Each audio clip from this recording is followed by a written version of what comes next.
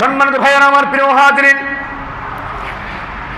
রাসূল আকরাম সাল্লাল্লাহু আলাইহি ওয়াসাল্লামের চাচাতো ভাই হযরত আব্দুল্লাহ ইবনে আব্বাস রাদিয়াল্লাহু তাআলা আনহু বলেছেন, ইবাদত করতে করতে যদি তোমার পিঠটাকে ধনুকের মতো করে ফেলো, রোজা রাখতে রাখতে যদি তুমি এরকম ভাবে তীরের মতো তোমার শরীরটা হয়ে যায়, তুমি যদি সৎ আচরণ নিজের পেশা না বানাইতে পারো, হারাম যদি বর্জন না করতে পারো, তোমার শরীরে পরিমাণ কোনো ইবাদতে লাভ হবে না। বলেন নাউজুবিল্লাহ। কি বুঝলাম আমরা? সৎ আচরণ নিজের পেশা বানাতে হবে, এরপরে হারাম বর্জন করতে হবে।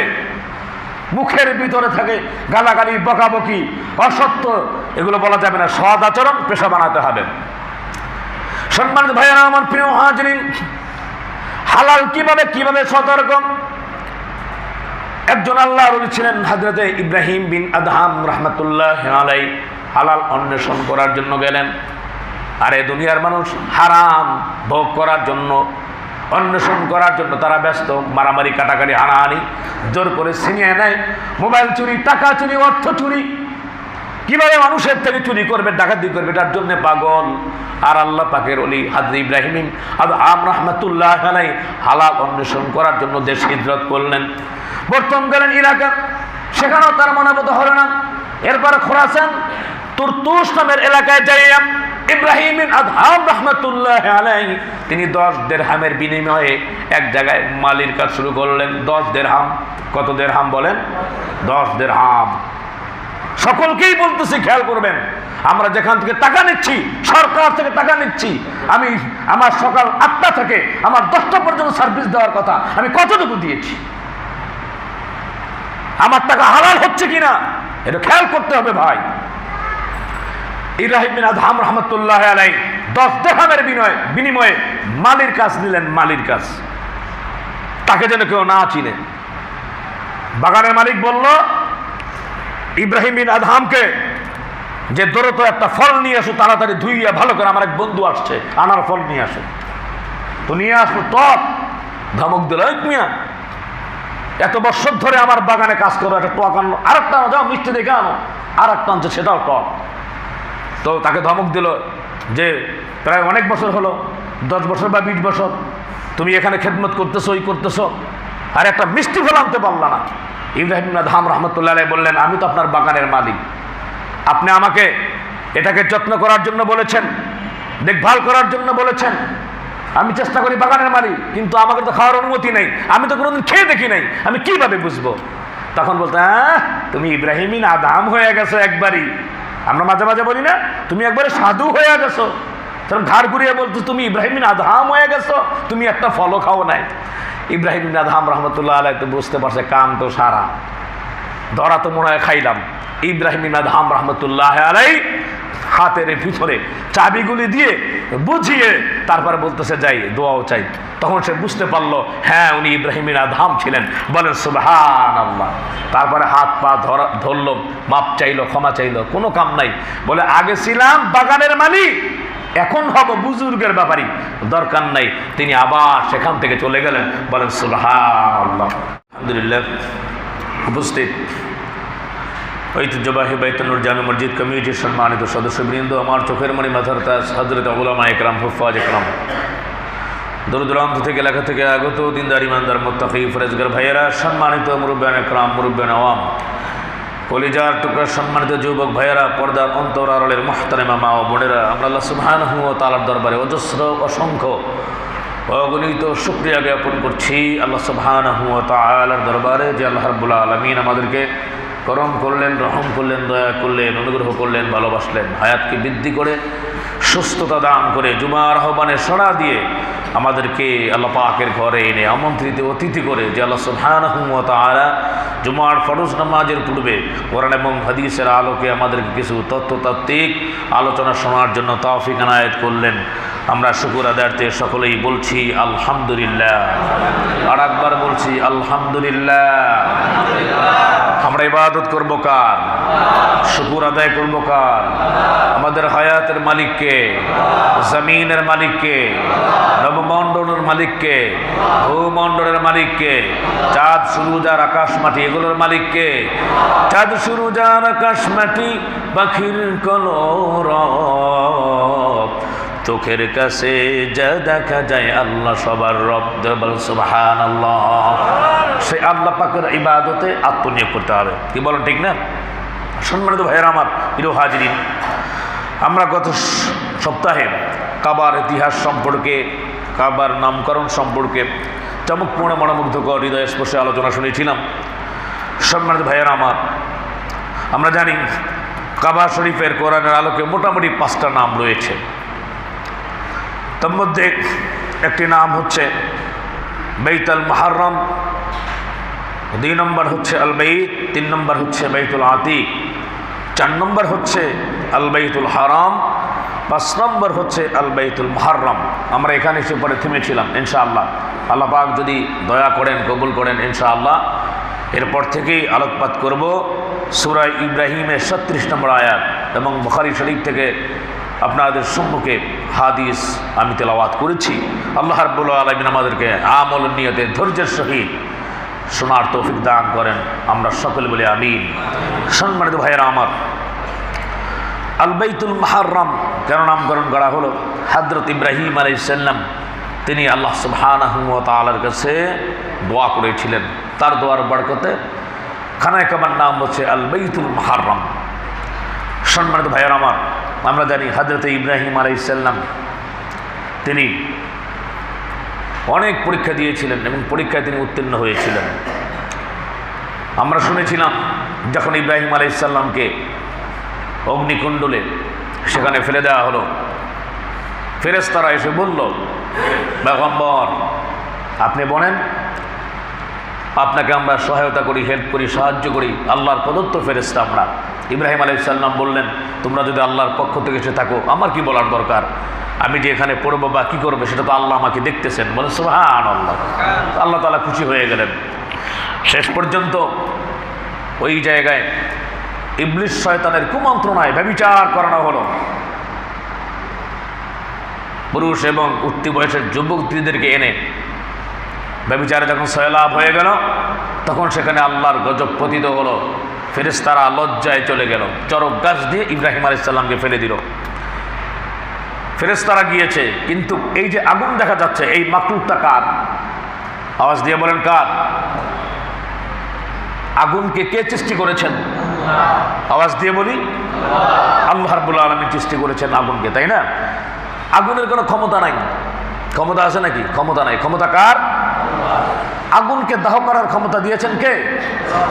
বিশ্বাস হয় না এটা আপনার? বাস্তব প্রমাণ দেখেন না। আমি কবে যেন দেখলাম, কে আমাকে দেখালো, জনৈক এক ব্যক্তি পেঁয়াজু বানাইতেছে। পেঁয়াজু বুঝতে পারতেছেন না, সে গরম তেলের ভিতরে হাত দিয়া এইভাবে পেঁয়াজু বের করতেছে। আপনি দিলে তো আপনার আঙ্গুল একেবারে করকরা হয়ে যাবে, পুরে সারখার হয়ে যাবে, ঠিক না বেঠিক বলেন? তাহলে বোঝা গেল আগুনের যদি দাহ করার একেবারে ক্ষমতাই থাকতো তাই এই লোকটা তো ছাড়তো না। কি বলেন, ঠিক না বেঠিক? আল্লাহ পাক কিছু ব্যতিক্রম দেখান যাতে মানুষের ঈমান পাকা হয়ে যায়। তা যখন আগুনের ভিতরে ফেলানো হলো, আল্লাহ রাব্বুল আলামিন ডিক্লার দিয়ে দিলেন, কুলনা ইয়া নারু কুনি বারদাও ওয়া সালামান আলা ইব্রাহিম, ও আগুন ইব্রাহিমের জন্য আরামদায়ক ঠান্ডা হয়ে যাও। বলে সুবহানাল্লাহ। ঠান্ডা হয়ে গেল। একদিন নয়, 2 দিন নয়, হযরত ইব্রাহিম আলাইহিস সালাম 40 দিন সেখানে ছিলেন এবং তিনি বললেন যে সেখানে আমি এত নাজ নিয়ামত ভোগ করেছি, হ্যাঁ, সেই 40 দিন ওঠার পরে এরকম নাজ নিয়ামত আমি আর পাইনি। বলে সুবহানাল্লাহ। এরপরে হযরত ইব্রাহিম আলাইহিস সালাম আল্লাহ পাকের আদেশে 40 দিন পর যখন সেখান থেকে তিনি উঠলেন, নমরুদকে বিভিন্নভাবে দাওয়াত দেওয়া হলো, ইনভাইট করা হলো। নমরুদ এক সময় এরপরে ইব্রাহিম আলাইহিস সালামকে বলল, তোমার খোদাকে আমি এটা দান করবো, ওটা দিব, তুমি আমার সম্মান আর ক্ষুণ্ণ করো না। ইব্রাহিম আলাইহিস সালাম বললেন, তোমার দেওয়ার কোনো ক্ষমতা নাই, তুমি একমাত্র আল্লাহ পাকের মাখলুক ছাড়া আর কিছু না। আল্লাহ রাব্বুল আলামিন হচ্ছেন রাজ্জাক। বলেন সুবহানাল্লাহ। তিনি হচ্ছেন রিজিক দাতা, তুমি আমাকে কি দিবা? এখন হযরত ইব্রাহিম আলাইহিস সালাম এরপরে আল্লাহ পাকের হুকুমে তিনি ওহী আসলো, তার হিজরত করতে হবে ইরাকের বাবেল থেকে ফিলিস্তিন বা সিরিয়া, এখানে তার যেতে হবে। হযরত ইব্রাহিম আলাইহিস সালাম যাওয়া শুরু করলেন। এখানে ঐতিহাসিকরা কয়েকটা ঘটনা লিখেছেন, তার মধ্যে একটা হচ্ছে যে বিবি সারা হযরত ইব্রাহিম আলাইহিস সালামের চাচাতো বোন, এবং তিনি প্রথম মুসলমান। যখন ইব্রাহিম আলাইহিস সালামকে দেখেছেন যে আগুনের কুণ্ডলে যখন পড়েছে, সেখান থেকে তিনি ঈমান গ্রহণ করেছিলেন, এটা হচ্ছে একটা। আর একটা হচ্ছে ঐতিহাসিক ঘটনা, হযরত ইব্রাহিম আলাইহিস সালাম যাচ্ছিলেন জীর্ণ শীর্ণ পোশাক, বিবি সারা তিনি এক বাচ্চার মেয়ে, তো সেই জায়গায় তিনি তিনি নিজে পছন্দ মতো তিনি বর গ্রহণ করবেন। বিভিন্ন দেশের যুবরাজরা সিরিয়ালে দাঁড়িয়েছে, ধনাত্ম ব্যক্তির ইসলাম যারা আছে তারা দাঁড়িয়েছে। ইব্রাহিম আলাইহিস সালাম জিজ্ঞেস করলেন, ভাই এই লম্বা লাইন কিসের? তা লোকেরা বলল, তোমার জেনে লাভ নাই, তোমার চেহারার যে ইয়েসের, তোমার জামা কাপড়ের যে অবস্থা, এখানে দাঁড়িয়ে লাভ নেই। কেন ভাই, কি হয়েছে? আজকে এই বাদশার মেয়ে, তার হাতে একটা মালা রয়েছে, যাকে আজকে মালা দিবে, অতুলনীয় সুন্দরী, দ্বিতীয় সুন্দরী আর কেউ নাই। কিতাবের মধ্যে এমন এসেছে যে হযরতে বিবি সারার এত আল্লাহ রাব্বুল আলামিন রূপ দান করেছেন যে মনে হয় শরীরের বাইরের থেকে তার ভিতরের যে আকর্ষণ, ব্লাড যেভাবে যাইতো হাতের ভিতর থেকে যাওয়া আসা করতো, সেটা দেখা যাইতো। সুবহানাল্লাহ বিহামদিহি, এত সুন্দরী তিনি ছিলেন। তো তিনি মালারে দেখতেছে যে কার গলায় মালা পরানো যায়। ইব্রাহিম আলাইহিস সালাম দাঁড়িয়ে রয়েছেন। হযরত সালাম ইব্রাহিম আলাইহিস সালামের চেহারার দিকে যখন তাকালেন, নবুয়তের সূর্য যখন দীপ্তমান, তার চেহারার দিকে তাকায়া হযরত সারা চোখ ফেরাতে পারলেন না। মালাটা হযরত ইব্রাহিম আলাইহিস সালামের গলায় পরায়া দিলেন। বলেন সুবহানাল্লাহ। পরানোর পরে এরপরে বিভিন্ন আয়োজন। ইব্রাহিম আলাইহিস সালাম বলেন, আমি মুসলমান, এই ধরনের ঢোল বাদ্য বিভিন্ন রকমের পাপ পঙ্কিলতার মধ্যে আমি জড়াতে পারি না। আমার কোনো সন্দেহ, আমার কোনো সম্পর্ক নাই। আমি কি মুসলমান? যারা বলেন আমি কি, আর যারা বলেন কি। হযরত ইব্রাহিম আলাইহিস সালাম হচ্ছেন আমাদের জাতির পিতা, মিল্লাতে আবিকুম ইব্রাহিম। আর আমরা আজকে কি করছি? বিয়ে শাদীর ভিতরে বিভিন্ন আয়োজন না হলে যেন মুখই থাকে না। ব্যান্ড পার্টি লাগবে, এরপরে যারা গান বলে সেরকম গায়ক লাগবে, যারা এরকমভাবে ডান্স করতে পারে ওদেরকে কি বলে, তাদেরকে লাগবে। নৃত্য যারা করতে পারে তাদেরকে লাগবে। বিভিন্ন রকমের মানুষের মনের মধ্যে কষ্ট। এদিকে আপনার দেখবেন যে হসপিটালে রুগীরা কাতরাচ্ছে বা ঘরের ভিতরে রুগীরা কাতরাচ্ছে বিকট আওয়াজে। বর্তমান যে অবস্থা হয়েছে, নাউযুবিল্লাহি মিন যালিক, মসজিদে এরা মানে না। গিয়েছিলাম কয়েকদিন আগে 3 দিনের জামাতে, এই যে কাছাকাছি জায়গাটার নাম যেন কি, এটা হচ্ছে আপনার কল্যাণপুর কেন্দ্রীয় মসজিদে। হায় হায়, তো রাতে দেখলাম যে ঘুমোতে পারছি না, ঠাম ঠুম পাশে আওয়াজ, নাউযুবিল্লাহি মিন যালিক। অথচ আল্লাহ তাআলা বলছেন মুমিনদেরকে, ওয়া ইউআযিম শাআইরাল্লাহ ফাইন্নাহা মিন তাকওয়াল কুলুব। ধর্মীয় নিদর্শনের প্রতি শ্রদ্ধাবোধ রাখা অন্তরে খোদাবন্দির পরিচয়। কি যেন একটা হয়ে গেল, বুঝলাম না কিছু ভাই। এমনি তো প্রাকৃতিকভাবেও গরম, যে ধরেন প্রচণ্ড গরম, আবার ঘরে গরম, বাইরে গরম, পানি সংকট, এটা সংকট, এই সংকট, মানুষের মিজাজে গরম। ঘরের ভিতরে দেখবেন যে সেখানে গরম, মেয়ে কথা শুনে না, ছেলে কোনো শুনে না, আহলিয়াকে বোঝানো যায় না, দ্রব্যমূল্য ঊর্ধ্বগতি, বিভিন্ন ঝামেলা। এর ভিতর থেকে যদি পরিত্রাণ পেতে চান, শান্তি হচ্ছে আল্লাহ পাকের ঘরে। কোরআন তেলাওয়াতের মধ্যে শান্তি, নামাজের মধ্যে শান্তি, সাজদার মধ্যে শান্তি। দেখবেন শান্তি পাবেন না, এসে সাজদা দিবেন আল্লাহরে, জিকির করবেন, কোরআন তেলাওয়াত করবেন, অন্তর শান্তিময় হবে। কেমন যেন একটা অবস্থা এরকম ভাবে দেখবেন রাস্তাঘাটে খিটখিটা মেজাজ, বড়দেরকে কোনো শ্রদ্ধা নাই। ওই একজন মুরব্বী বলেছিলেন একটা মেয়েকে যে মা ওন্না পড়ো, ভালো কথা বলছে, টপ করে ওই মুরব্বীর সাথে মিউজিউজ করা শুরু করলো, নাউযুবিল্লাহি মিন যালিক। এমন একটা অবস্থা ভাই, বড়দেরকে শ্রদ্ধা, ছোটদেরকে স্নেহ নাই, চলে গেছে, উঠে গেছে। কেমন জানি একটা মানে কি যে একটা অবস্থা, আক্রমণাত্মক ভাগ, ধর্মার্কা। কেন ভাই এরকম কেন? আমরা মুসলমান, উগ্র হওয়া যাবে না, ক্রোধ দমন করতে হবে। বলছেন কে? আরো যারা বলেন, বলছেন কে? الذين ينفقون في السراء والضراء والكاظمين الغيظ والعافين عن الناس والله يحب المحسنين। জোরে বলেন আল্লাহু আকবার। কথাগুলো যে বললাম মিথ্যা কথা বললাম নাকি? কি বলেন? আল্লাহ রাব্বুল আলামিন কয়েকটা সিফাতের কথা বলেছেন। আল্লাযীনা ইউনফিকুনা ফিস সাররাই ওয়াদ দাররা, যারা সচ্ছল অবস্থায় অসচ্ছল অবস্থায় যারা দান করে, ওয়াল কাযিবিনাল গায়জ, নিজের ক্রোধকে রাগকে যারা দমন করে, ওয়াল আফিনা আনিন নাস, মানুষদেরকে ক্ষমা করে দেয়। আল্লাহ তাআলা বলছেন তারা মুহসিন, মুহসিনদেরকে আল্লাহ রাব্বুল আলামিন ভালোবাসেন। আওয়াজ দিয়ে বলেন সুবহানাল্লাহ। এই আয়াতের ভিতরে ক্ষেত্র যে ক্রোধ দমন করতে হবে, মিজাজ গরম করা যাবে, বলেন না মিজাজ গরম করা যাবে। বাইরে যে গরম পড়তেছে, বাইরের থেকে আসলেই ঘরে মিজাজ গরম, কি বলেন ঠিক না? কারোর সাথে ঝগড়াঝাটি বেঁচে দিতে পারে, যাই হোক নিয়ন্ত্রণ রাখবো ইনশাআল্লাহ। যখন বাইরের গরম ভিতরের গরম বিভিন্ন রকমের গরম হয়, শয়তান কুমন্ত্রণা দিয়া আর একটু গরম বাড়ায়া দেয়।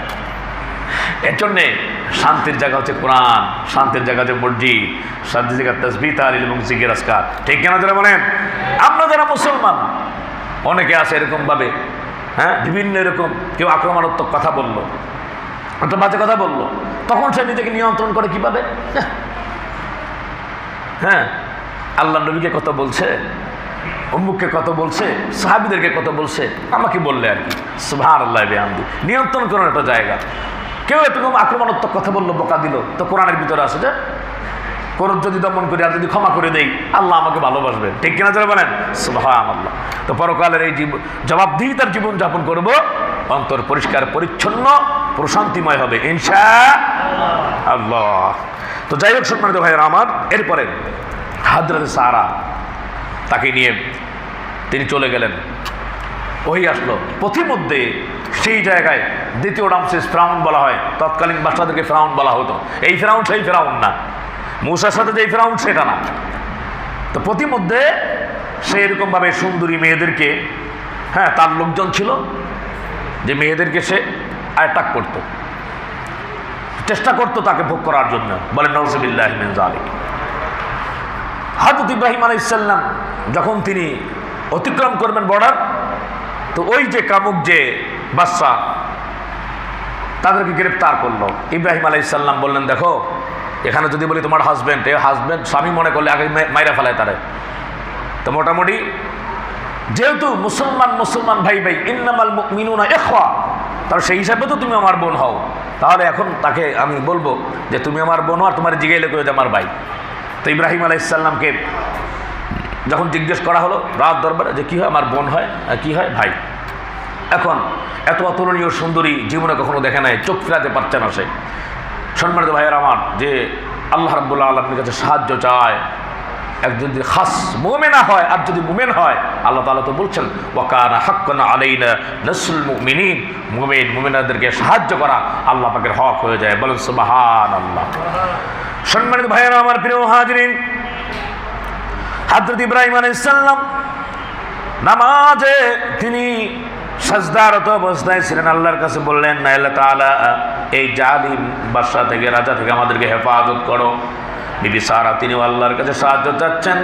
যখন এরকম ভাবে কুমতলবে যখন সামনে এসেছে, আল্লাহ রাব্বুল আলামিন ওই কামুক বাদশা তার হাত পাকে অবশ করে দিয়েছে, পঙ্গু করে দিয়েছে। বলেন সুবহানাল্লাহ।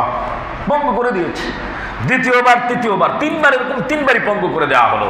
এবার সারাকে বলতেছে, আপনি আমার জন্য দোয়া করেন, আমি আর আপনার সম্মুখে আসবো না, আর আমার হাতকে বাড়াবো না, অন্যের জন্য অবৈধ কার্যের জন্য হাতকে প্রসারিত করবো না। আবার তিনি দোয়া করলেন, আবার ভালো হয়ে গেল। শেষ পর্যন্ত বিবি হাজেরা তাকে উপটোকন তাকে দিয়ে দিল যে এই একজন সৎ নারী, তার ব্যাপারেও আমি হাত যখনই আমি এরকমভাবে প্রসারিত করেছি তখনই আমার অবস্থা এরকম হয়েছে। তো বিবি হাজেরাকে নিয়ে বিবি সারা চলে গেলেন। যাওয়ার পরে তিনি দিনের কাজে আত্মনিয়োগ করলেন। এদিকে তো ঘটনা আপনারা শুনেছেন। সম্মানিত ভাইয়ের আমার, এরপরে প্রায় 80 বছরের মতো হলো দোয়া করতেছেন হযরত ইব্রাহিম আলাইহিস সালাম। তিনি দোয়া করতেছেন কি, রব্বি হাবলি মিনাস সালিহিন। যাদের স্ত্রী প্রেগনেন্ট অথবা বিয়ে করেছেন, এই দোয়াটা বেশি বেশি করে পড়বেন। সকলে আমার সাথে সাথে বলেন, রব্বি হাবলি মিনাস সালিহিন। বলেন রব্বি হাবলি মিনাস সালিহিন। আল্লাহ তাআলা, হে আমার রব, আমাকে নেক সন্তান তুমি দান করো। তো এই দোয়া করতেছেন, আল্লাহ রাব্বুল আলামিন হযরত ইব্রাহিম আলাইহিস সালামের দোয়াকে কবুল করলেন। সম্মানিত ভাইয়ের আমার, এরপরে বিবি সারা তিনি বললেন, দেখেন আমার শারীরিক কোনো সমস্যা হতে পারে, আপনি আবার বিয়ে করেন। ইব্রাহিম আলাইহিস সালাম বললেন যে না, প্রয়োজন নাই। তো যাই হোক, তার পিড়াপিড়িতেই তখন বিবি হাজারাকে তার সাথে বিয়ে দিয়ে দিলেন। দেওয়ার পরে চন্দ্রধিক আর উজ্জ্বল একটা সন্তান আল্লাহ দান করলেন। তিনি হচ্ছেন হযরতে ইসমাঈল আলাইহিস সালাম। বলেন সুবহানাল্লাহ। এখন তার মনের ভিতরে খালি জ্বালা, নিজের সন্তান হয় নাই, সতীনের সন্তান হয়েছে। এখন বলতেছে হ্যাঁ যে এর হাসি বেশি আদর মহব্বত ভালোবাসা, আরে 80 বছর পরে যদি একটা সন্তান হয় মায়া মহব্বত কেমন থাকবে? কারণ হযরত ইব্রাহিম আলাইহিস সালাম মানবীয় গুণাবলী তার তো আছে, কি বলেন ঠিক না? সন্তানের জন্য মায়া মহব্বত তো থাকবেই, আর চেহারা যদি এরকম দেখতে সুন্দর হয়। আর ইব্রাহিম আলাইহিস সালাম তো নিজেই জেনেছেন ভবিষ্যৎ পয়গম্বর। বলেন সুবহানাল্লাহ। হযরত ইসমাঈল আলাইহিস সালামকে যখন আদর সোয়াগ মোহাব্বত যখন করতেছে, তখন বিবি সারা বলতেছে যে এটা আমার আর সহ্য হয় না, তাড়াতাড়ি এই মুহূর্তে আপনি আপনার সন্তানকে আর এরকম সন্তানের মাকে নির্বাসিত দিয়ে দেন। হযরত ইব্রাহিম আলাইহিস সালাম বললেন কি বলো, এটা সম্ভব না। জিবরাইল আলাইহিস সালাম কানে কানে বলে গেলেন সারা যেই কথা বলেছে এই কথার মধ্যে আল্লাহ পাকের নির্দেশ রয়েছে, তাড়াতাড়ি নিয়ে যান। বলেন সুবহানাল্লাহ।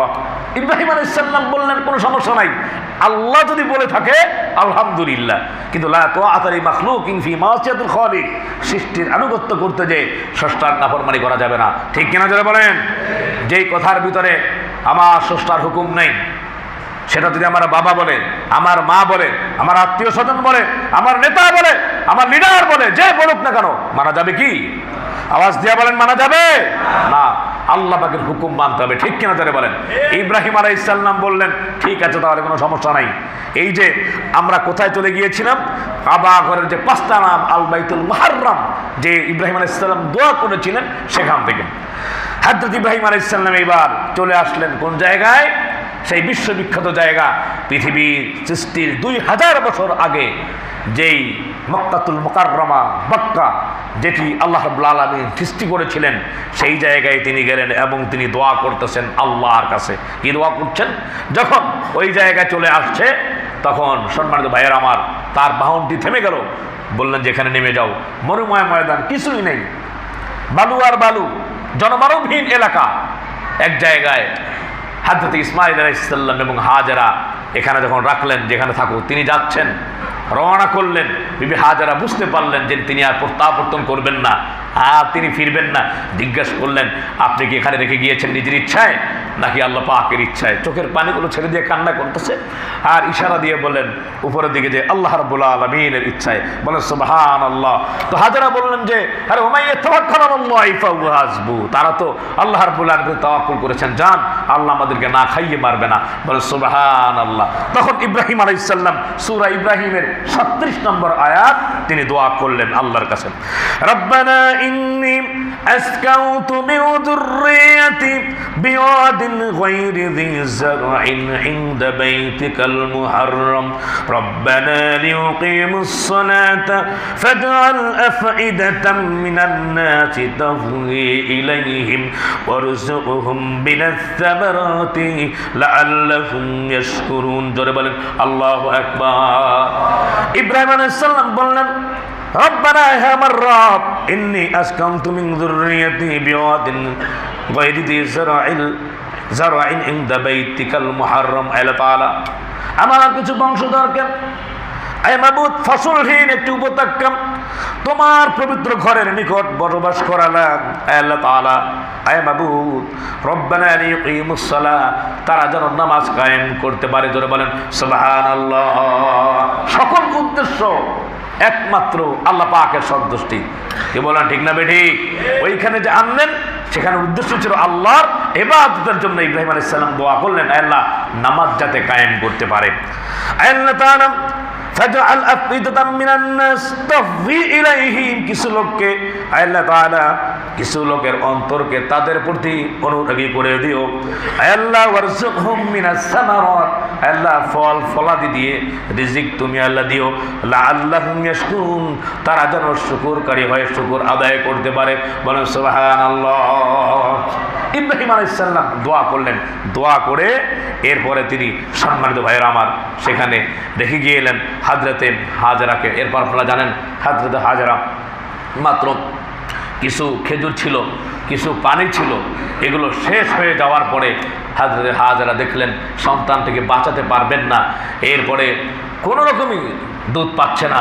হযরতে হাজরা সন্তানের জন্য যে দৌড়াদৌড়ি, আল্লাহ পাক তো দেখেন আর কি, যে মায়ের কি আর্তনাদ, মায়ের কি মহব্বত, মায়ের কি ভালোবাসা, সুবহানাল্লাহ বিহামদি।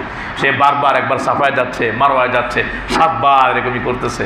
আল্লাহ রাব্বুল আলামিন দেখতেছেন যে দেখো হযরত জিবরাইল আসলেন, আসার পরে বললেন যে এরকমভাবে এখানে পা দিয়ে যে বাড়ি দিচ্ছে এই জায়গায় আল্লাহ রাব্বুল আলামিন জমজমের পানি ফোয়ারা বের করে দিলেন। বলেন সুবহানাল্লাহ।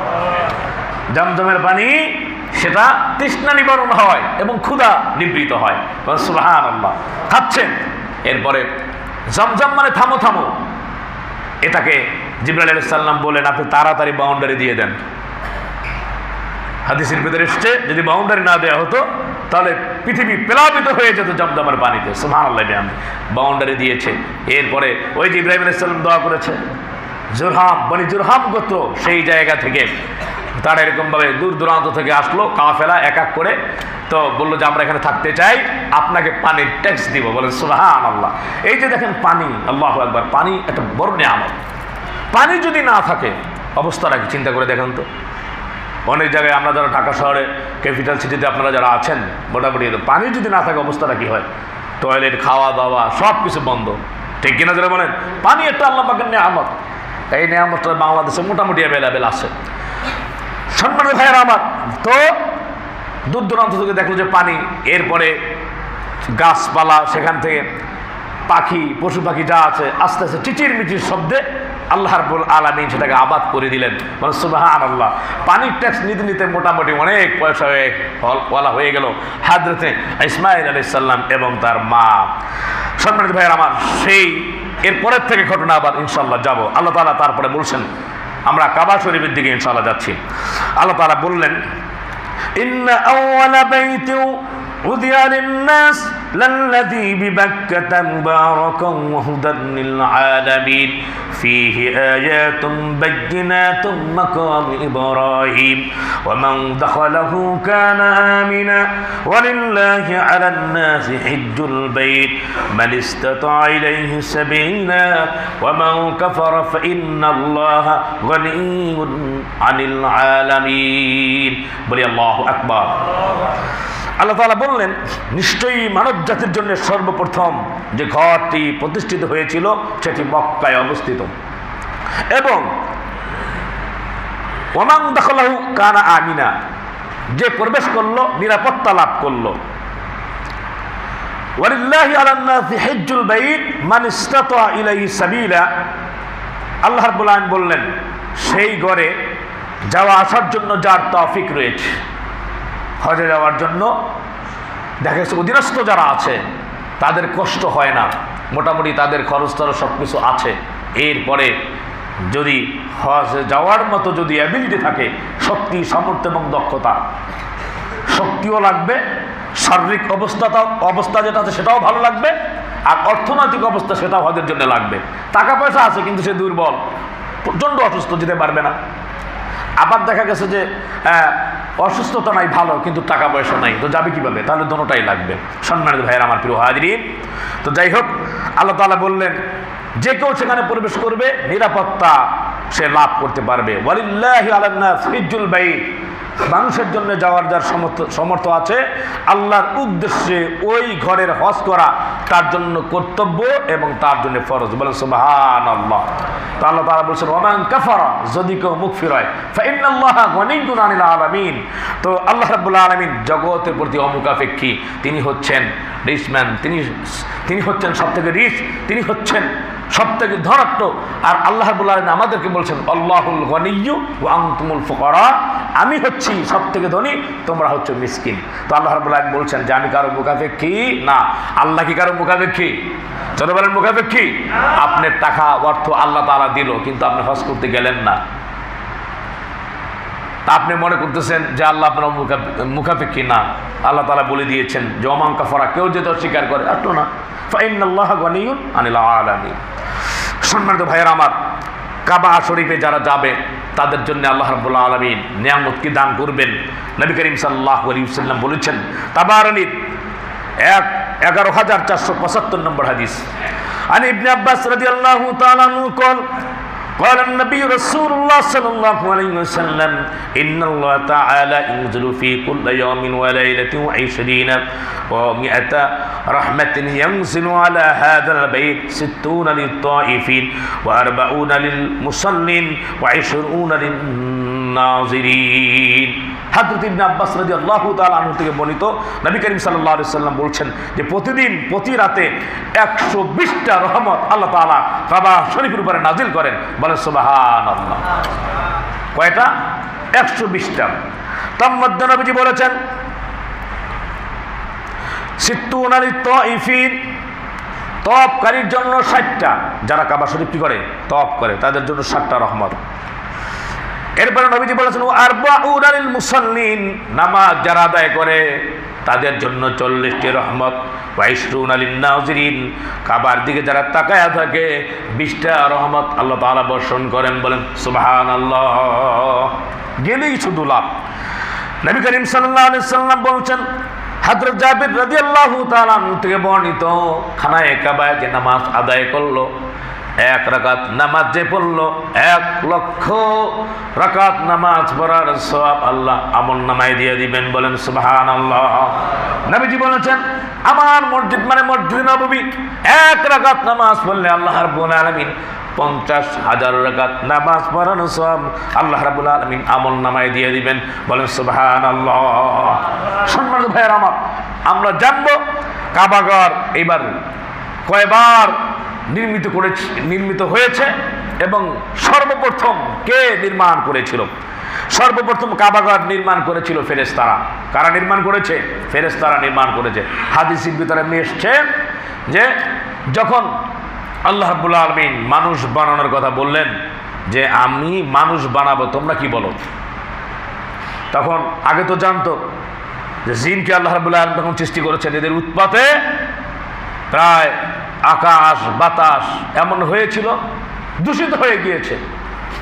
তো নতুন করে আবার যদি এখন মানুষ সৃষ্টি করতে যায়, পূর্বের অভিজ্ঞতা থেকে ফেরেশতারা বলেছিল, তো আল্লাহ পাক বেজার হয়ে গিয়েছে। তারা বলছে ওনাহনু নুসাব্বিহু বিহামদিকা ওয়া নুকাদ্দিসু লাক, আমরা আপনার ইবাদত করি, তাসবিহ করি। তো আল্লাহ তাআলা বলে দিয়েছেন ক্বালা ইন্নী আ'লামু মা লা তা'লাম, খুব রাগ করে বলছে। আল্লাহ পাকের ক্রোধের অবস্থা থেকে ফেরেশতারা ভয় পেয়েছে। তারা এরকমভাবে লুকানোর চেষ্টা করেছে। কোথায় লুকাবে? তারা চারদিক থেকে চক্কর দিল বিভিন্ন আকাশে এরকমভাবে। তো সেখানে ঘোরার পরে আল্লাহ রাব্বুল আলামিন তাদেরকে বললেন, এই জায়গায় আমার ঘর, এই জায়গায় তোমরা প্রথম নির্মাণ করো এবং এই ঘরের যারা তওয়াফ করবে, আমার বান্দি যারা রয়েছে, যারা তওয়াফ করবে, তারাও এরকম যারা বিভিন্ন পাপে নিমজ্জিত হয়ে নিজেদেরকে কলুষিত করবে, নিজের প্রতি জুলুম করবে, তারপরে তারা আমার কাছে ক্ষমা চাবে, আমি তাদের জীবনের গুনাহগুলি মাফ করে দিব। বলেন সুবহানাল্লাহ। তাদের প্রতি সন্তুষ্ট হয়ে যাব এবং রাজি হয়ে যাব। তো সর্বপ্রথম কাবাঘর ফেরেশতারা নির্মাণ করেছে। এরপর নির্মাণ করেছিলেন হযরতে আদম আলাইহিস সালাম। এরপরে নির্মাণ করেছেন আদম আলাইহিস সালামের ছেলে হযরতে শীশ আলাইহিস সালাম। এরপরে হযরতে ইব্রাহিম এবং ইসমাঈল আলাইহিস সালাম। এরপরে আমালিকা সম্প্রদায় 5-6 নম্বর হচ্ছে। এরপরে জুরহাম সম্প্রদায় 7 নম্বর, উসাই বিন কিলাব 8 নম্বর হচ্ছে মোজাহ সম্প্রদায়, 9 নম্বর মক্কার কুরাইশগণ হযরত মুহাম্মদুর রাসূলুল্লাহ সাল্লাল্লাহু আলাইহি ওয়াসাল্লামকে যে হাজরে আসওয়াদ যখন এমন হলো, নবীজি সাল্লাল্লাহু আলাইহি ওয়াসাল্লাম ছিলেন গোত্র যুদ্ধ, তারা এরকমভাবে রক্তের ভিতরে হাত দিয়ে মৃত্যুপণ শপথ করলো যে যতক্ষণ পর্যন্ত এর কোনো সুরাহা না হবে তারা যুদ্ধে চালিয়ে যাবে। শেষ পর্যন্ত ভাইয়ের বিরুদ্ধে আবু উমাইয়া বলতেছে যে তোমরা এই কাজের জন্য, ভালো একটি কাজের জন্য কেন তোমরা এরকমভাবে রক্তারক্তি করবা, নিজেদের হাতকে রক্তে রঞ্জিত করবা, কারণ কি? বরঞ্চ আমি একটা কথা বলি, জি বলেন। আগামীকাল সকালবেলা যে এখানে আসবে, সকালবেলা যে ফায়সালা দিবে, সেই ফায়সালা তোমরা মানবা রাজি আছো? সকলে বললো আচ্ছা ঠিক আছে, হ্যাঁ তাহলে আমরা মানবো। তারপরে মনের ভিতরে খালি কুচু কুচু কুচু কুচু, কে জানি আছে, হায় হায় আমাদের দলের লোক না ওই দলের লোক, আবার আইসা জানি আবার কি জানি আবার বলে, কে জানি আসে। তো সকালবেলা দেখলো সর্বপ্রথম তিনি আসছিলেন, তিনি হচ্ছেন আপনার নবী, আমার নবী মুহাম্মদুর রাসূলুল্লাহ সাল্লাল্লাহু আলাইহি ওয়াসাল্লাম। তখন সকালবেলা হ্যাঁ হাযাল আমিন ওয়াদাইনাহু, হ্যাঁ ঠিক আছে আমরা সকলে খুশি, তিনি আলামিন, তিনি বিশ্বস্ত, বলেন সুবহানাল্লাহ। তো নবী করিম সাল্লাল্লাহু আলাইহি ওয়াসাল্লাম বলছেন কি এত বিভ্রাট কেন, এত চক্রাচাটি কেন, এত চিৎকার কেন? বলছে মুহাম্মদ সমস্যা একটা হয়েছে। কি সমস্যা? কাবাঘর তো মোটামুটি হয়েছে, হজরে আসওয়াদ এটা এই পাথরটা যে স্থাপন করবে সম্মান একটা খুব, এখন কে করবে? আমরা তো মোটামুটি এমন একটা অবস্থা হয়েছে যে যতক্ষণ পর্যন্ত কে কাউকে হত্যা করে মাইরা যুদ্ধ একেবারে সামনে। তো মুহাম্মদুর রাসূলুল্লাহ সাল্লাল্লাহু আলাইহি সাল্লাম বলছেন আচ্ছা ঠিক আছে অসুবিধা নাই, সমস্যাটা আমি সমাধান করে দিই, আপনারা গর্ত প্রধান যারা আছে সকলে আসেন। সকলে দাঁড়াইছে, একটা চাদর নিয়ে আসেন, চাদর নিয়ে আসছেন। তো চাদর ভিতরে সকলে ধরলো। তো নবী করিম সাল্লাল্লাহু আলাইহি সাল্লাম বললেন যে হজরে আসওয়াদ পাথর মাঝখানে রাখা হোক। মাঝখানে রাখা হলো, সকলে ধরে নিয়ে আসলো। নবী করিম সাল্লাল্লাহু আলাইহি সাল্লাম নিজের হাতে হজরে আসওয়াদ স্থাপন করে দিলেন। মানে সুবহানাল্লাহ, মারামারি নাই, কাটাকাটি নাই, পিটাপিটি নাই, বিনা যুদ্ধে বিনা রক্তপাতে মুহাম্মদুর রাসূলুল্লাহ সাল্লাল্লাহু আলাইহি ওয়াসাল্লাম ইনসাফ প্রতিষ্ঠিত করলেন। তৎকালীন সময়ের ভিতরে আল্লাহর নবীর নাম চারিদিকে প্রচার করলো যে মুহাম্মদুর রাসূলুল্লাহ এই ধরনের একটা কাজ করলো, বলেন না সুবহানাল্লাহ। সম্মানিত ভাইয়েরা আমার, এরপরে 64 হিজরিতে হযরত আব্দুল্লাহ ইবনে জুবায়ের তিনি কাবা সংস্কার করেন। এরপরে 74 হিজরিতে হাজ্জাজ ইবনে ইউসুফ, 1040 হিজরিতে ওসমানী যে খলিফা আছে চতুর্থ বাদশাহ মুরাদ, তিনি শেষে 1995 সনে বাদশাহ ফাহাদ বিন আব্দুল আজিজ কাবা শরীফের ব্যাপক যখন সংস্কার করলো, এবারে দারুল উলুম দেওবন্দ সহ পৃথিবীর সমস্ত ওলামা হযরত বললো যে এবার থামেন, আর এটাকে হাত দেওয়া যাবে না। কারণ হাত দিতে দিতে একজন এসে এটা পাল্টাবে, এটা একজন এসে ওটা করবে, এটা আর করতে দেওয়া যাবে না। তারপরে টুকিটাকি যেটা আছে সেটা করা হতো। কাবা শরীফ আলহামদুলিল্লাহ আগের জায়গায় রয়েছে।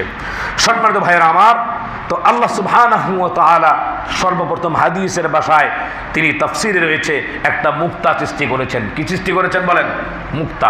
মুক্তা সৃষ্টি করে আল্লাহ রাব্বুল আলামিন তার নূরের তাজাল্লি দিলেন, দেওয়ার সাথে সাথে মুক্তাটি গলে গেল। তো গলে সেটা পানিতে পরিণত হয়ে যায়। এরপরে আল্লাহ সুবহানাহু ওয়া তাআলা কুদরতে নজর পতিত হওয়ার কারণে সেখানে উত্তল তরঙ্গ এবং ঢেউ শুরু হলো। পানিগুলোকে আল্লাহ রাব্বুল আলামিন দীর্ঘ 40 বছর পর্যন্ত ঘোরালেন। এর ফলে পানিতে বুদবুদ তৈরি হলো। বুদবুদ থেকে একটা ফেনার ঝাঁক তৈরি হয়ে যায়। ফেনা জমতে জমতে মাটির আকৃতি ধারণ করে চারপাশ থেকে। এরপরে পানি যতটুকু ধাক্কা লাগে সমুদ্রের পাশে দ্বীপের মতো জমিন সৃষ্টি হলো। সমুদ্রের পানিতে ধোঁয়াকৃত বাষ্প যে তৈরি হয়, এই বাষ্প থেকে আল্লাহ রাব্বুল আলামিন আসমান সৃষ্টি করেন। জমিন সৃষ্টি হয়ে বিশাল বিশাল ঢেউ থেকে পাহাড় সৃষ্টি করেন। এরপর আল্লাহ রাব্বুল আলামিন পাহাড়কে পেরেক স্বরূপ গিড়ে দেন। পাহাড় কারণ নিচেও পানি, চারপাশে পানি। পাহাড় যখন এরকমভাবে জমিনটা যখন এরকমভাবে কম্পিত হচ্ছিল, কম্পন সৃষ্টি হচ্ছিল, তখন আল্লাহ রাব্বুল আলামিন বড় বড় পাহাড় সৃষ্টি করে দিলেন। আল্লাহ রাব্বুল আলামিন বলছেন আলাম নাজআলিল আরদা মিহাদা ওয়াল জিবালা আওতাদা, আমি কি ভূমিকে বিছানা স্বরূপ বানাই নাই এবং আমি কি পাহাড় সমূহকে পেরেক সমূহ করি নাই? তো আল্লাহ রাব্বুল আলামিন পুরো পাহাড়কে এই সারা পৃথিবীর জন্য ব্রেক মতো গেড়ে দিয়েছেন। তো এর জন্যে পাহাড় কাটা যাবে না ভাই। যেই জায়গায় পাহাড় কাটা হয়, বিভিন্ন জায়গায় পাহাড় কাটা হয়, রাস্তায় এরকমভাবে পাহাড় সৃষ্টি করেছেন আল্লাহ তাআলা ভারসাম্য ঠিক রাখার জন্যে। পৃথিবীতে পাহাড় কাটা হয় বিদায় সম্মানিত ভাইয়ের আমার ভূমিকম্পর সৃষ্টি হয়। আরও কারণ রয়েছে। আল্লাহ পাকের নাফরমানি বিভিন্ন গুনার কারণেও এরকমভাবে হয়। আল্লাহ আমাদেরকে গজব থেকে হেফাজত করেন, আমরা বলি আমিন। সম্মানিত ভাইয়েরা, মুফাসসির کرام বলেছেন হাদিস শরীফের ভিতরে এসেছে খালাকাল্লাহু মাউদু হাদাল বাইত ক্বাবলা আন ইয়াখলুকা শাইআন মিনাল আরদি বিআলফি সানা। পৃথিবীর সর্বপ্রথম ঘর ছিল কাবা শরীফ। সম্মানিত ভাইয়েরা আমার, এই কাবার নাম ছিল বাক্কা। বাক্কা কেন বলা হলো? যে এটার একটা প্রাচীন নাম। যেমন ধরেন আমাদের এই যে আপনার ঢাকা, এর প্রাচীন নাম ছিল জাহাঙ্গীরনগর। কি নাম ছিল? জাহাঙ্গীরনগর। সিলেটের নাম ছিল জালালাবাদ। এরপরে ভাইয়ের আমার চট্টগ্রাম নাম ছিল ইসলামাবাদ, এরপরে কুমিল্লার নাম ছিল ত্রিপুরা, এরপরে আপনার নোয়াখালীর নাম ছিল সুদারামপুর, এরকমভাবে আগের নামগুলি ছিল। তো এই যে এখন আমরা বলি মক্কা শরীফ বা খানায় কাবা, এটার পূর্বের নাম ছিল কি? বাক্কা। এখন সম্মানিত ভাইয়ের আমার, সময় যেহেতু নিকটে চলে আসছে, এখন হাজী সাহেব যারা আছে তাদের জন্য আবার আমি একটু মেডিসিন দিয়েই আবার আজকের আলোচনা শেষ করছি ইনশাআল্লাহ ধারাবাহিকভাবে। যেহেতু হজের মাস, হজের বয়ান সামনে ইনশাআল্লাহ, হজের পরিচিতি, হজের ইতিহাস, এগুলো ইনশাআল্লাহ, হজের আহকাম, এরপরে আপনার ওয়াজিব, এরপরে আপনার সুন্নাহ, মুস্তাহাব, ফরজ, এগুলো ইনশাআল্লাহ আলোচনা করবো ইনশাআল্লাহ। তো যেই কথা এখন হাজী যারা রয়েছে তাদের জন্য মোস্ট ইম্পর্টেন্ট গুরুত্বপূর্ণ যে বিষয়টি, তা হচ্ছে যে নবী করিম সাল্লাল্লাহু আলাইহি সাল্লাম বলছেন, মান হাজ্জারিল্লাহি ফালাম ইয়ারফাস ওয়ালাম ইয়াফসুক রাজাআ কায়াউমি ওয়ালাদাতু উম্মু, যে হজের ইরাদা করলো, ইচ্ছা করলো, সে সমস্ত পাপ বর্জন করবে। মান হাজ্জারিল্লাহি ফালাম ইয়ারফাস ফালাম ইয়ারফুস ওয়ালাম ইয়াফসুক রাজাআ কায়াউমি ওয়ালাদাতু উম্মু, যে আল্লাহ সন্তুষ্টির জন্যে যে হজ করলো, মানুষকে দেখানোর জন্য না, অনুষ্ঠান সর্বস্ব হজ না, হজের ভিতরে পাপ থাকলো না, অশ্লীলতা থাকলো না, মিথ্যা থাকলো না, হারাম থাকলো না। আচ্ছা, যদি হারাম থাকে এই হজ কি কবুল হবে? জোরে বলেন, কবুল হবে? হারামের টাকা দিয়ে হজ কবুল হবে? ও সম্মানিত অফিসার ভাইয়েরা, যারা অনেকেই আছেন, আমি অনেকের সাথে, যাদের সাথে একটু চলাফেরা হয়েছে উপরের র্যাঙ্কের, তারা এরকম মনে করে ঘুষ টুস যা আছে এইগুলো দিয়ে ঘর চালাবো, চালাবো, আর চাকরি যেটা পাই এটা পবিত্র টাকা, এটা রেখে দিব, এটা দিয়ে হজ করব। আপনি হজ করবেন ওই টাকা দিয়া, আর আপনি ঘুষ সুদ দিয়া বাইরে আপনি টাকা ইনকাম করলেন, ওইটা দিয়ে আপনি শরীর চালাইলেন, খাইলেন, আপনার হজ আল্লাহর দরবারে মঞ্জুর হবে না। সম্মানিত ভাইয়েরা আমার, প্রিয় হাজিরিন, রাসূল আকরাম সাল্লাল্লাহু আলাইহি ওয়াসাল্লামের চাচাতো ভাই হযরত আব্দুল্লাহ ইবনে আব্বাস রাদিয়াল্লাহু তাআলা আনহু বলেছেন, ইবাদত করতে করতে যদি তোমার পিঠটাকে ধনুকের মতো করে ফেলো, রোজা রাখতে রাখতে যদি তুমি এরকম ভাবে তীরের মতো তোমার শরীরটা হয়ে যায়, তুমি যদি সৎ আচরণ নিজের পেশা না বানাইতে পারো, হারাম যদি বর্জন না করতে পারো, তোমার শরীরে পরিমাণ কোনো ইবাদতে লাভ হবে না। বলেন নাউজুবিল্লাহ। কি বুঝলাম আমরা? সৎ আচরণ নিজের পেশা বানাতে হবে, এরপরে হারাম বর্জন করতে হবে। মুখের ভিতরে থাকে গালাগালি, বকাবকি, অসত্য, এগুলো বলা যাবে না। সৎ আচরণ পেশা বানাতে হবে। সম্মানিত ভাইয়েরা আমার, প্রিয় হাজিরিন, হালাল কিভাবে সতর্ক। একজন আল্লাহর ওলি ছিলেন হযরতে ইব্রাহিম বিন আদহাম রাহমাতুল্লাহি আলাইহি, হালাল অন্বেষণ করার জন্য গেলেন। আর এই দুনিয়ার মানুষ হারাম ভোগ করার জন্য, অন্বেষণ করার জন্য তারা ব্যস্ত। মারামারি, কাটাকাটি, হানাহানি, জোর করে ছিনিয়ে নেয়, মোবাইল চুরি, টাকা চুরি, অর্থ চুরি, কিভাবে মানুষের থেকে চুরি করবে, ডাকাতি করবে, তার জন্য পাগল। আর আল্লাহ পাকের ওলি হযরত ইব্রাহিম আদহাম রাহমাতুল্লাহি আলাইহি হালাল অন্বেষণ করার জন্য দেশ হিজরত করলেন। বর্তমান গেলেন ইরাকে, সেখানেও তার মনোবত হলো না। এরপর খোরাসান তুরতুস নামের এলাকায় যাইয়া ইব্রাহিম আদহাম রাহমাতুল্লাহি আলাইহি তিনি 10 দিরহামের বিনিময়ে এক জায়গায় মালির কাজ শুরু করলেন। 10 দিরহাম। কত দিরহাম বলেন? 10 দিরহাম। সকলকেই বলতেছি, খেয়াল করবেন, আমরা যেখান থেকে টাকা নিচ্ছি, সরকার থেকে টাকা নিচ্ছি, আমি আমার সকাল 8টা থেকে আমার 10টা পর্যন্ত সার্ভিস দেওয়ার কথা, আমি কতটুকু দিয়েছি? আমার টাকা হালাল হচ্ছে কিনা এটা খেয়াল করতে হবে ভাই। ইব্রাহিম বিন আদহাম রাহমাতুল্লাহি আলাইহি 10 দিরহামের বিনিময়ে মালির কাজ নিলেন। মালির কাজ, তাকে যেন কেউ না চিনে।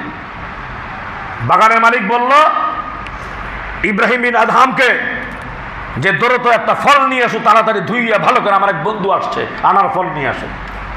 তো নিয়ে আসলো টক। ধমক দিল, মিয়া এত বছর ধরে আমার বাগানে কাজ করো, একটা টক আনো, আরেকটা যাও মিষ্টি দেখে আনো, আর একটা আনছে, সেটাও টক। তো তাকে ধমক দিল যে প্রায় অনেক বছর হলো, 10 বছর বা 20 বছর তুমি এখানে খেদমত করতেছো, করতেছো, আর একটা মিষ্টি ফল আনতে পারলা না। ইব্রাহিম বিন আদহাম রাহমাতুল্লাহি আলাইহি বললেন, আমি তো আপনার বাগানের মালিক, আপনি আমাকে এটাকে যত্ন করার জন্য বলেছেন, দেখভাল করার জন্য বলেছেন, আমি চেষ্টা করি বাগানের মালিক, কিন্তু আমাকে তো খাওয়ার অনুমতি নেই, আমি তো কোনোদিন খেয়ে দেখি নাই, আমি কিভাবে বুঝবো? তখন বলতে, তুমি ইব্রাহিম বিন আদহাম হয়ে গেছো একবারই। আমরা মাঝে মাঝে বলি না, তুমি একবারে সাধু হয়ে গেছো। তখন ঘাড় ঘুরিয়ে বলতো, তুমি ইব্রাহিম বিন আদহাম হয়ে গেছো, তুমি একটা ফলও খাও নাই। ইব্রাহিম বিন আদহাম রহমতুল্লাহ আলাইহি তো বুঝতে পারছে কাম তো সারা, ধরা তো মনে হয় খাইলাম। ইব্রাহিম বিন আদহাম রহমতুল্লাহ আলাইহি হাতের ভিতরে চাবিগুলি দিয়ে বুঝিয়ে তারপরে বলতেছে যাই দোয়াও চাই। তখন সে বুঝতে পারলো হ্যাঁ উনি ইব্রাহিম বিন আদহাম ছিলেন। বলেন সুবহানাল্লাহ। তারপরে হাত পা ধরলো, মাপ চাইলো, ক্ষমা চাইলো, কোনো কাম নাই। বলে আগে ছিলাম বাগানের মালিক, এখন হব বুজুর্গের ব্যাপারী, দরকার নাই। তিনি আবার সেখান থেকে চলে গেলেন। বলেন সুবহানাল্লাহ। সম্মানিত ভাইয়ের আমার, এর জন্য আর একটু চমকপূর্ণ ঘটনা ছিল, আর সেদিকে যাচ্ছি না। তাহলে বোঝা গেল যে আমার যদি মাল যদি হারাম হয় তাহলে ভাই ইবাদতে কিন্তু করে লাভ হবে না, ফায়দা হবে না। আমরা যেই বিষয়টি শিখলাম, হযরত আব্দুল্লাহ ইবনে আব্বাস রাদিয়াল্লাহু তাআলা আনহু তিনি যেটি বললেন, সৎ আচরণকে পেশা আর হারাম বর্জন। মনে থাকবে ইনশাআল্লাহ। হাজি ভাইরা যারা আছি, আমাদের কথার ভিতরে মানুষ যেন কষ্ট না পায়, সমস্ত পাপ বর্জন করবো ইনশাআল্লাহ। আর হালাল টাকা পয়সা এগুলো যারা আল্লাহ রাব্বুল আলামিন কবুল করবেন না ইনশাআল্লাহ। আল্লাহ পাক আমাদেরকে, সম্মানিত ভাইয়েরা আমার, কোরআন এবং হাদিসের আলোকে মানবমুগ্ধকর প্রাণবন্ত আমরা যে আলোচনা শুনলাম, আল্লাহ আমাদের সকলকে আমল করার তৌফিক দান করেন। আমরা বলি আমিন।